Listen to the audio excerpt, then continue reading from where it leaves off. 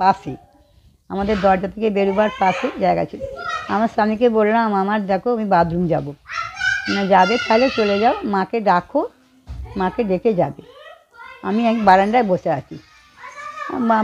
যথারীতি মাকে বললাম, মা আমি বাথরুম যাব, আমার সঙ্গে চলুন না, আমার খুব বাথরুম পেয়েছে।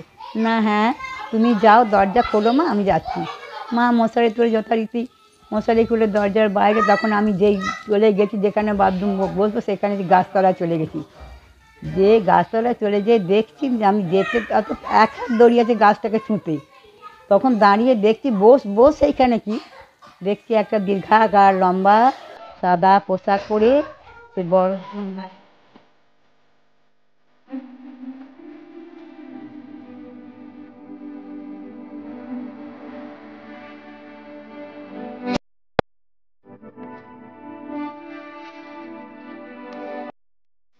বন্ধুরা, আজ বেরিয়ে পড়লাম আমি, দাদা আর মা। আর সামনে থেকে দিদি উঠবে গাড়িতে। আর বন্ধুরা, বলুন তো আমি কোথায় যাচ্ছি, তাও আবার দাদা মায়ের সাথে। হ্যাঁ বন্ধুরা, আমরা যাচ্ছি মামার বাড়ি। অনেক দিন যাওয়া হয়নি, দাদা দিদাকে দেখার খুব ইচ্ছা হয়েছিল মায়ের। আমাদেরও অনেক দিন দেখা হয়নি, তাই একসঙ্গে চললাম। তাই বন্ধুরা, গাড়ি করে একসাথে যাচ্ছি অনেকটা পথ, আর একসাথেই আমাদের খুব আনন্দ করে এনজয় করে যাব। আর বন্ধুরা, সামনে দিদি উঠে পড়েছে, আর এটা আমার বড় ভাগনা, সামনে ছোট ভাগনা বসে পড়েছে দাদার কোলে, আর আমি বড় ভাগনার সামনেই আছি। আর দেখো বন্ধুরা, কত সুন্দর পরিবেশ, চারিদিকে মাঠ আর চাষ। সেই সময় বিশেষ করে শীতকালটা শেষ করে ওই ফেব্রুয়ারি মাস করে। আসলে আমার ব্লগ ভিডিওটা অনেকটা লেট হয়ে গেছে আপলোড করতে। আমি এই ভিডিওটা মানে আমার গ্যালারিতেই ছিল, অনেকদিন করবো করে করা হয়নি। তাই বন্ধুরা, আপনারা দেখতে থাকুন, আশা করি আপনাদেরও ভালো লাগবে। আর যদিও অনেকটাই রাস্তা, তাই আমরা গাড়ি করেই যাচ্ছি। আর গরমও তখন পড়ে গেছিলো। কত সুন্দর পরিবেশ, চারিদিকে মাঠ আর চাষ। সেই সময় যদিও সব ফসল তোলার সময়, আমরা সেই সময়টাতেই যাচ্ছিলাম, কিন্তু আমার ভিডিওটা অনেকটাই লেট করে আমি আপলোড করেছি, তার জন্যে অনেক অনেক সরি। বন্ধুরা, আপনারা অবশ্যই ভিডিওটা দেখবেন, এটুকুই আশা রাখলাম। চারিদিকে এত সুন্দর পরিবেশ, সত্যি কথা বলতে গ্রামের পরিবেশ দেখতে খুবই ভালো লাগে, মন ভরে যায়। বিশেষ করে যদি শীতকালের সময় যদি যাওয়া যায়, তো দেখা যাবে যে নতুন ফসল তোলার সময়, আলু তোলার সময় বিশেষ করে খুব মনোরম পরিবেশ। হালকা হালকা গরম, খুব যে গরম তা বেশি হয় না, তা মানে খুব যে গরম তা নয়, মোটামুটি হালকা গরম আছে। এই বললাম তো, ফেব্রুয়ারি মাসের ওই মাঝামাঝি করে আমরা গিয়েছিলাম। অনেকদিন থেকেই মা বলছে যাবো যাবো করে, আসলে মায়ের জন্যই যাওয়া, কারণ আমাদের তো সময় হয় না সবসময়। বিশেষ করে গেলে তো ওরা ছাড়তেও চায় না, তাই আমরা প্রাইভেট কার ভাড়া করে যাচ্ছি, কারণ সকালে গেলে আমরা বিকালবেলার দিকে ফিরে পড়বো।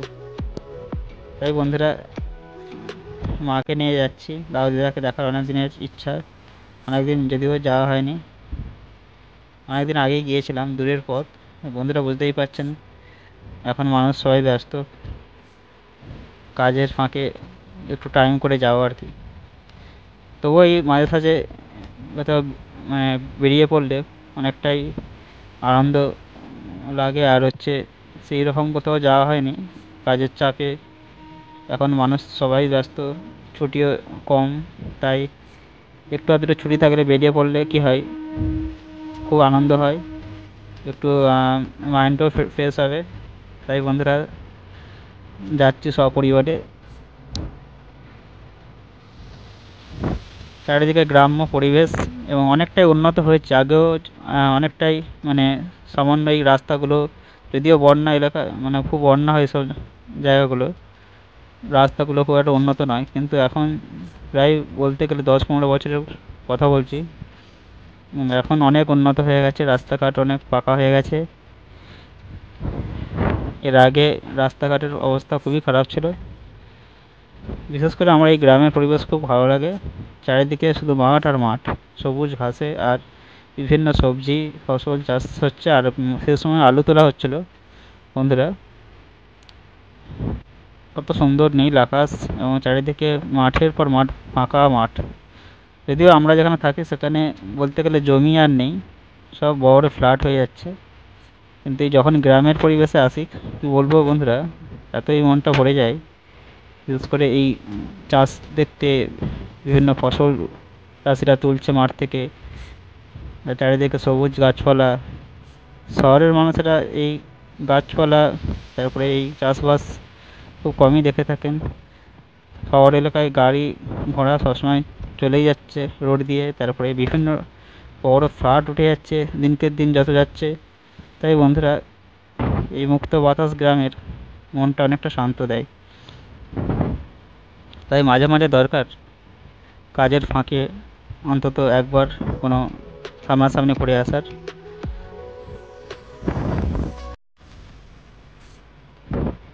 বন্ধুরা, রোডগুলো অনেক সুন্দর হয়ে গেছে। আগে কনস্ট্রাকশন চলছিল এই সমস্ত রোডগুলোই, অনেক উন্নত হয়ে গেছে এখন। অনেক গ্রাম, যে সমস্ত গ্রামের রাস্তাগুলো আছে সেগুলো পাকা হয়ে গেছে।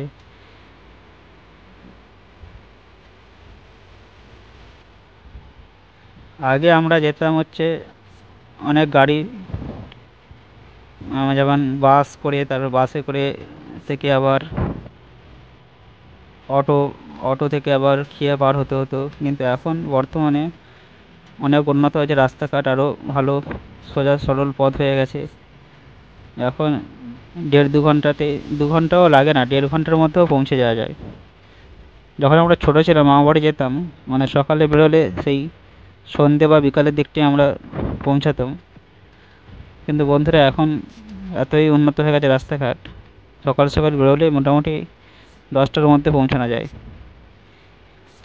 আর বন্ধুরা, যাওয়ার রাস্তা অনেকই আছে আর কি, যেমন হচ্ছে হাওড়া থেকেও যাওয়া যায়, আর এদিকে বাসে করে গেলেও হবে। সব থেকে সোজা পথ হচ্ছে বাসে করে যাওয়া। আর যদি পার্সোনাল গাড়ি থাকে, মানে 4 হুইলার বা 2 হুইলার, তাতেও অনেকটাই হেল্প হবে, যাতে আরও টাইমটা কম লাগে। আর যদি ট্রেনে করে যাওয়া যায়, অনেকটা ঘুরে যেতে হবে, একটা সময় লাগে। যদিও ওই সমস্ত জায়গায় হচ্ছে ট্রেন খুব লেট, মানে খুব ছাড়া ছাড়া আসে। আর রাস্তা এতই সুন্দর হয়ে গেছে, কোনো জ্যাম নেই, সোজা রাস্তা। তা মাঝে কিছুটা পথ হচ্ছে মানে একটু এবড়ো খেবড়ো ছিল, কারণ ওনারা বলছিল যে ওখানকার নাকি বাঁধ দিয়ে যাওয়া, মানে বন্যার সময় বাঁধ ভেঙে জল ঢুকে গেছিলো। তারপর সেই জন্যই হচ্ছে অনেকটাই রাস্তাঘাট ভেঙে গিয়েছিলো। তার জন্য হচ্ছে রাস্তাঘাটগুলো সব, মানে যেগুলো সব মানে রাখা থাকে আর কি, মানে পিচ বা এসব দিয়ে তৈরি, সেগুলো উঠে গেছিলো আর কি। ওভারঅল ঠিকই আছে, অসুবিধা হয় না। মাঝেটা কিছুটা দাঁড়াতে হয়েছিলো, যেহেতু রাস্তাটা একটু মাঝে একটু খারাপ ছিল দেখেছিলাম। এই বড় বড় যে ট্রাকগুলো ঢোকে না, এই ট্রাকগুলো তো বিভিন্ন জমি থেকে ফসলগুলো তোলা হচ্ছে, যেমন আলু থেকে আরম্ভ করে ফুলকপি, বাঁধাকপি, এই সমস্ত ফসলগুলো বড় ট্রাক করে ওরা সব তুলছে। আর ওগুলো খুবই ধীরে ধীরে যাচ্ছে। এবার আমাদের যে গাড়িটা, মানে ওই সমস্ত গাড়ির একদম মানে পেছনে অল্প অল্প করে যাচ্ছে, সেই জন্য অনেকটাই বিরক্ত লাগছিলো। মাঝে একটা জায়গায় গাড়িটা দাঁড়ালো, এবং দাঁড়িয়ে আমরা চা কিছু টিফিন সেরে নিলাম।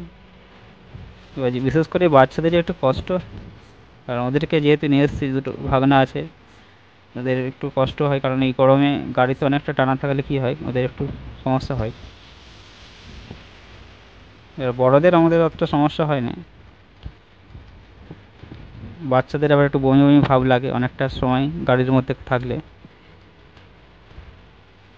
এখানে অনেকটাই উন্নত হয়ে গেছে, সব বড় ফ্ল্যাট উঠে গেছে দেখতে পাচ্ছি। কিন্তু আগে যখন এসেছিলাম অতটা উন্নত ছিল না সব রাস্তাঘাট। যাক বন্ধুরা, আমরা পৌঁছে গেছি, এই গাড়ি থেকে নেমে আর কি যাবো সামনেই। গাড়ি থেকে নেমে বেশিক্ষণ নয়, মোটামুটি 2 মিনিটের পথ। এই গাড়ি থেকে নামলাম আমরা সবাই মিলে, দাদা, আমি, দিদি, আর এটা আমার মাসি, যেটা যিনি হচ্ছেন ব্যাগ নিয়েছেন, সাদা রঙের ব্যাগটা, ছোটো মাসি আর কি।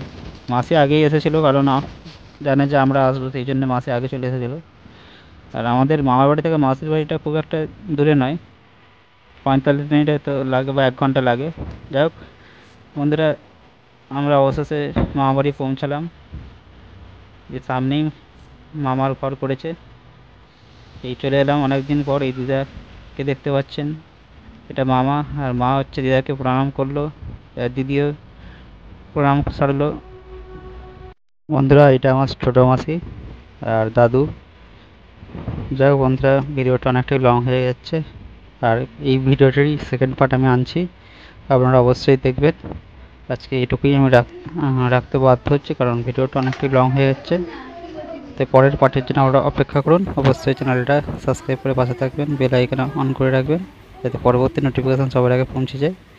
এবং বন্ধুরা, পরের যে পার্ট 2টা আনবো সেটা অবশ্যই দেখবেন। আপনারা ভালো থাকুন। Bye bye, take care.